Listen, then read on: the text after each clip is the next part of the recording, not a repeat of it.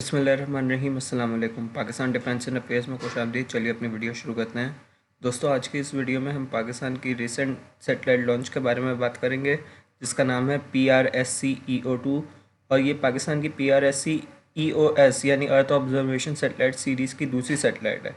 इससे कबल पाकिस्तान ने PRSC-EO1 2025 जनवरी में लॉन्च की थी, जिसके बाद इस PRSC-EO2 को लॉन्च किया गया है। अब क्योंकि पाकिस्तान का अपना खुद का कोई सेटेलाइट लॉन्च व्हीकल नहीं है, तो लिहाजा पाकिस्तान ने सेटेलाइट को अपने दोस्त मुल्क चाइना की एड से उनके शिनजियांग लॉन्च सेंटर से किसी लॉन्ग मार्च सीरीज़ के रॉकेट के ज़रिए लॉन्च किया है। अब जैसा कि इसका नाम ही सजेस्ट करता है कि ये एक अर्थ ऑब्जर्वेशन सेटेलाइट है, तो इसके रोल्स पे हम बात कर लेते हैं। तो सिविलियन रोल्स में तो इसका रोल एग्रीकल्चर में हो सकता है और दीगर जगहों पर हो सकता है, लेकिन डिफेंस में जो हमारा मेन टॉपिक है उस वहाँ इसका रोल जो है वो ISR हो सकता है, यानी इंटेलिजेंस, सर्वेलेंस और रिकॉनेसेंस और टारगेट एक्विजिशन।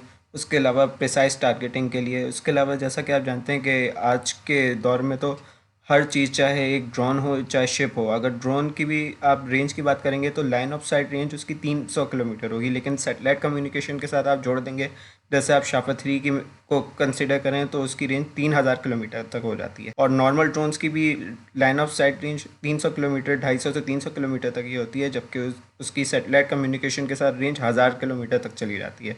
तो सेटेलाइट गाइडेंस हर जगह पे बहुत ही कारगर साबित होती है। तो अब मज़ीद इसके बारे में बात कर लें तो दिसंबर 2025 ही से इसकी रूमर्स आना शुरू हो गई थी कि इसकी लॉन्च 20 जनवरी 2026 को शेड्यूल है। तो जैसा कि आप एक वीडियो में देख सकते हैं कि एक ट्रक के ज़रिए इस सेटेलाइट लॉन्च व्हीकल को कैरी करके स्पेस स्टेशन तक लेकर जाया जा रहा है, और इस पर पाकिस्तान का फ्लैग है। तो मतलब ये वही सेटेलाइट है जिसको लॉन्च किया जाना है। तो ये पाकिस्तान की PRSC-EO2 है। अब हम इसकी मज़ीद कुछ स्पेक्स पर बात कर लें तो इस सेटेलाइट की रेजोल्यूशन जो है, जिसे पेन रेजोल्यूशन कहते हैं, वो 0.5 मीटर्स है, और ये बहुत ही हाई रेजोल्यूशन कंसिडर की जाती है। इस रेजोल्यूशन के ज़रिए आप बेसिकली एक गाड़ी और इंसान तक को वाज़े तौर पर पहचान सकते हैं। तो लिहाजा इसको ISR रूल्स में बहुत ही अच्छी तरीके से यूटिलाइज़ किया जा सकता है। और यही रेजोल्यूशन इस सीरीज़ की पहली सेटेलाइट यानी PRSC-EO1 की भी है, जो कि जनवरी 2025 में लॉन्च की गई थी। तो ये इस सीरीज़ की PRSC-EOS earth observation satellite series की दूसरी सेटेलाइट है, और इसके बाद अभी वाज़े तौर पर मालूमात नहीं है, लेकिन हो सकता है पाकिस्तान मज़ीद इस सीरीज़ की और सेटेलाइट्स लॉन्च करे। मज़ीद कुछ बात कर लेते हैं पाकिस्तानी सेटेलाइट्स की जो स्पेस में मौजूद हैं और जो एक्सपायर होने वाली हैं।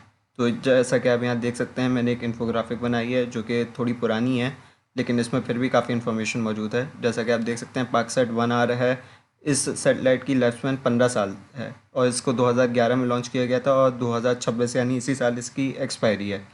इसके अलावा आप देख सकते हैं PRSS-1 और पाक-टेस्ट-1 है। इन दोनों को एक ही साथ 2018 में लॉन्च किया गया था, और इनकी एक्सपायरी 7 साल के बाद होनी थी, यानी 2025 में। यानी 2025 में इनकी एक्सपायरी हो चुकी है। इसके अलावा PRSC-EO1 तो आप जानते हैं कि पिछले साल ही लॉन्च हुई है, और पाकसेट MM1 भी 2024 में लॉन्च हुई है, और इसकी का लाइफ स्पैन भी जो है वो 15 साल का है, यानी ये भी 2039 तक रहेगी खला में मौजूद। इसके अलावा इस बीच में जो यहाँ मैं अपडेट नहीं कर पाया हूँ, उनमें PRSS-2 है, iCube कमर है। iCube कमर तो एक मिनी सेटेलाइट है जो कि पाकिस्तान की इंस्टीट्यूट ऑफ स्पेस टेक्नोलॉजी ने भेजी थी।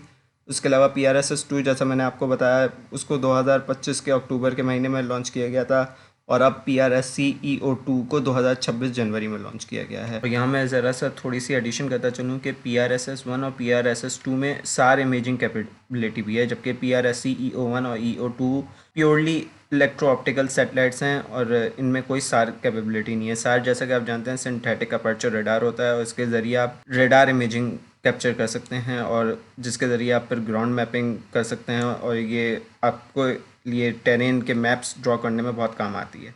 और आपको ये बात मालूम है या नहीं है, लेकिन आपको ये बताता चलूँ कि USA अपनी पावर को पूरी दुनिया पर दो चीज़ों के बिहाफ पे ही मेंटेन कर पा रहा है।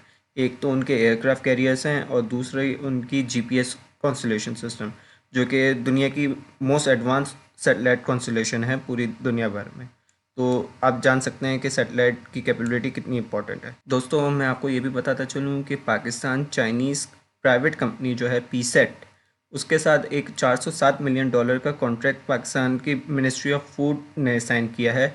बेसिकली क्योंकि जब भी आप डिफेंस पर्पसेस के लिए ऐसी चीज़ें एक्वायर कर रहे होते हैं तो वेस्टर्न कंट्रीज़ के कान खड़े हो जाते हैं, और फिर सेंक्शंस का ख़तरा मंडलाने लगता है।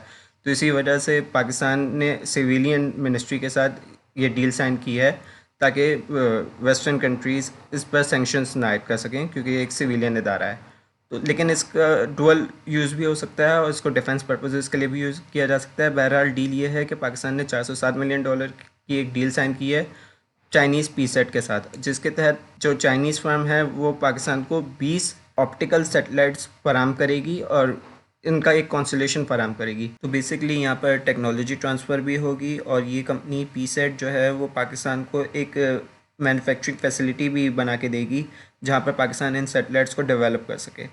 तो बेसिकली ये पाकिस्तान स्पेस सेंटर नाम का एक इदारा बनाना चाहता था, जो कि फिर उसके बारे में कोई न्यूज़ नहीं आई। तो ऐसा ही लगता है कि इस डील के तहत उस इदारे को दोबारा बनाया जाए। और कंपनी के मुताबिक इस सैटेलाइट कॉन्स्टलेशन का जो पाकिस्तान एक्वायर करेगा उसका रिविजिट रेट जो होगा वो 60 मिनट्स का होगा, यानी विद इन 60 मिनट्स आपको अपडेटेड इमेजरी मिल जाएगी बैटल कंडीशंस की, अगर आप इसे डिफेंसिव पर्पजेज़ के लिए यूज़ कर रहे हैं। तो जैसा कि पाकिस्तान एयरफोर्स ने इंडियन S-400 के चीज़ बोर्ड रडार को निशाना बनाया था और फिर उसकी सैटेलाइट इमेजरी पेश की थी, जिसको इंडिया ने इनिशियली तो कबूल नहीं किया था, लेकिन फिर बाद में ये एक तस्वीर निकल के सामने आई थी जिसमें इन्होंने टैरपोलिन डाल के जो चीज़ बोर्ड रडार के जो चेसिस है उसको छुपाने की कोशिश की है एक। तो ये एक्सपोज होगा यहाँ पर। तो सैटेलाइट का ये फ़ायदा बहुत ज़्यादा होता है कि आप रियल टाइम ट्रैकिंग कर सकते हैं अपने दुश्मन को। और जब इंडियन DGMO की पाकिस्तानी DGMO के साथ हॉटलाइन पर रब्ता हुआ था तो पाकिस्तानी DGMO ने उन्हें कन्वे किया था कि हम आपकी सारी मूवमेंट्स पर नज़र रख रहे हैं, और ये सब कुछ इंडियन जनरल ने ख़ुद मीडिया के सामने आके बताया, जिसकी वजह से वो भी काफ़ी सरप्राइज थे और उनका ये कहना था कि ये चाइनीज़ सैटेलाइट्स का यूज़ करते हुए पाकिस्तान सारी इंडियन एक्टिविटी पर नज़र रख पा रहा था। तो दोस्तों यही थी मेरी आज की वीडियो पाकिस्तान के PRS CEO-2 की सैटेलाइट लॉन्च के बारे में, और उसके अलावा जो अदर जो मेजर प्रोग्राम्स है पाकिस्तान के सैटेलाइट उनके बारे में। तो होपफुली अगर आपको वीडियो पसंद आई होगी तो वीडियो को लाइक कर दीजिए, चैनल को सब्सक्राइब कर दीजिए और बेल आइकन पर क्लिक करना ना भूलिए। और इसके अलावा आप एक काम और कीजिए कि मुझे मेरे ट्विटर अकाउंट पर फॉलो कर लीजिए, क्योंकि वहाँ मैं डिफेंस की अपडेट्स पोस्ट करता रहता हूँ। तो इसी के साथ बस आज के लिए इतना ही। Thank you. अल्लाह हाफ़िज़।